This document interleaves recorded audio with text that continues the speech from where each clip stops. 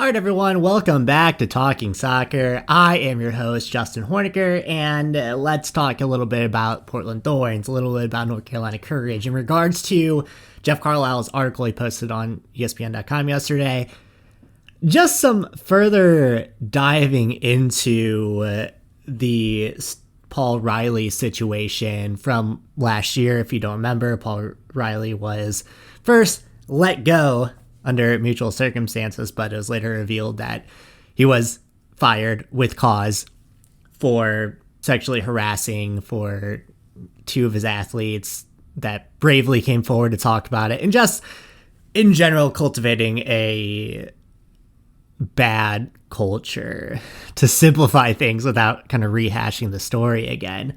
Paul Riley left Portland, was hired again by Western New York Flash, who later became North Carolina Courage, by Steve Malik, who was the majority owner at the time. And thankfully to Jeff Carlisle's reporting and through the independent investigation that Portland and Merritt Paulson have put together, came up with a lot of information. Jeff Carlisle did a journalism, and the Thorns were not very happy about it, but this is information that we need to keep pressing. This is information that needs to keep coming out, because ultimately there are a lot of actors here that seem to have known about Paul Riley and seem to have known about the accusations against him, and he still was hired after this. And what is very disturbing about Carlisle's piece, and I'll post this down in the show notes because, without it, I wouldn't be able to talk about this. And it not only does it kind of bring to light everything again, but hopefully it will kind of force some action. Seeing the Thorns response, I'm not sure of that. We'll talk about that later in the video, but it was important because, throughout this investigation, throughout this research, Carlisle reported that Merritt Paulson and Steve Malik had phone conversations, that it was reported that Paul Riley was, like I said, let go until Paul Riley's name came up for the U.S. national team job. Paul Riley, at the time had this glimmering reputation as a great coach, someone who, went back to the East Coast for personal issues, what they called at the time. And Merritt Paulson, at that point, called Steve Malik. They had a conversation about Paul Riley, that he wasn't let go for mutual reasons, that there was cause for his firing. I'm not sure what it goes into, but, if you can imagine that conversation, I'm sure a lot was said. And essentially it boils down to, they had this conversation to, tell Paul Riley to eventually tell USSF to remove his name from being considered, because they didn't want more scrutiny being put into Paul Riley, that eventually these allegations would come out during this process. Now, of course, they did come out, but that was due to the bravery of Mia Shim and not USSF. So what we do know is that Merritt Paulson knew of Paul Riley's actions. Steve Malik knew of Paul Riley's actions. USSF knew of Paul Riley's actions. The link that this country's governing bodies, I talked about this with track and field before and on my other channel, the lengths at which this country's governing bodies will go to, and it's not just this country, I know that, but it's especially heinous sometimes because we're so close to it, but the lengths that they'll go to just protect someone that's perceived to be good at coaching, it's so wild. And obviously interpersonal communication is a large part of coaching. So if you get results on the field but everybody's just fucking miserable, you're not a good coach. I know that we're in a results business, but you're not a good coach if people hate you and you can only last 2 seasons somewhere. It's just not worth it. At what point is the juice worth the squeeze, right? That's a phrase that you like to say. I have a hard time believing that no one in NWSL leadership, and obviously these people aren't in office anymore, so it doesn't necessarily reflect on the league at this point, but the fact that they haven't necessarily spoke about it definitely speaks volumes. And the fact that they haven't really changed their hiring practices also speaks volumes. But it's so important that Merritt Paulson, that Steve Malik are put to the fire. I think they should be ousted. We saw what happened in Utah. Delo Hansen was kicked out from USL, MLS, and NWSL ownership. Utah lost its team, unfortunately. Fortunately for Kansas City, because I love the Current. And fortunately for Utah, because they're going to most likely get their team back under new ownership. That's a story for a different time.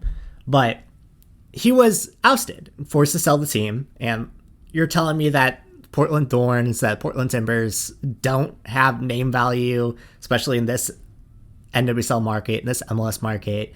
There will be an owner out there. And Merritt Paulson, unfortunately, will be paid for that. But these people can't be allowed to be in a leadership position anymore. They can't be allowed to be in the league anymore. They're not in this. They've shown track record of not being able to protect their players, of not being able to protect the league. Like, you're telling me that no one in the NWSL at the time had heard whispers of two of their most prominent owners, maybe not prominent owners, but two prominent owners in a 12-team league colluding with each other to protect a coach. I don't buy that for a second. For a second, I don't buy that. So let's get into what the Portland Thorns response was to Jeff Carlisle doing a reporting. He did his job. He searched around the fringes to find kind of reports. And obviously this all comes from an internal investigation that was leaked by someone, but that's not here or there. That's how stories are reported. Like, so Portland Thorns put out a social media response that said, the story ESPN published today was based on a privileged and confidential video call between outside counsel and Thorns employees to keep them updated on the process of OLA Pipers, which was the lawyers. What was I trying to say? The lawyers that the Thorns had hired to do this independent investigation, which, by the way, if you hire a law firm to come in and investigate, that's not an independent investigation. This should have been something hired by the league, but regardless, that's the least of my issues here. Investigation regarding the dismissal of Paul O'Reilly in 2015, which at the time was incomplete, and the selective use of information taken from the conversation combined with inaccurate conclusions provide for an extremely biased and misleading article. However, we can confirm these facts. As we've stated before, in 2015, the NWSL and U.S. Soccer were immediately made aware of the full details of Thorns' investigation into Riley stemming from Monishim's complaint that resulted in his termination. In 2019, when Merritt Paulson received inquiries from interested parties related to the 2015 termination of Riley, he responded to them and confirmed that Riley had been terminated for cause from the Thorns. Paulson initiated none of these conversations, but agreed with Riley's decision to step aside from the USWNT consideration when that decision was made and did not speak to manage that outcome. So, this is just such a wild statement. So basically what the statement says is that Merritt Paulson did absolutely nothing and didn't initiate these conversations for a coach that wasn't in his organization anymore. Like, they obviously, if what they say is true and that in 2015 they brought this to the NWSL, then, like, we need to ask so many more questions of the NWSL at that time. I don't believe that that's true. I think that Meg Linehan has done some excellent reporting here. I'll post that Athletic articles that it's obviously not true. It's just such a bonkers statement from Portland. And there's just no defending of this team. There's no defending of this organization. And I know, like, Portland fans are great and probably feel a little bit attacked right now. But this has nothing to do with the fans. This is an ownership group, an owner that has clearly not protected the players. And, like, at that point, too, if Merritt Paulson had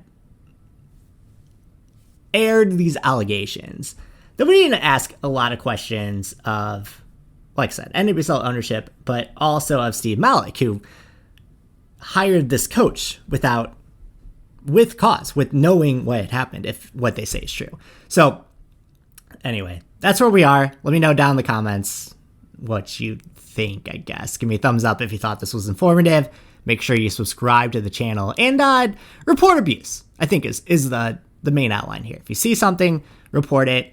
Don't be the quiet person that just lets abuse happen, because that's what happens in sports everywhere. Is no one ends up reporting it. Then you have stories 5 years old that don't get reported. So anyway, we'll talk soon, everyone.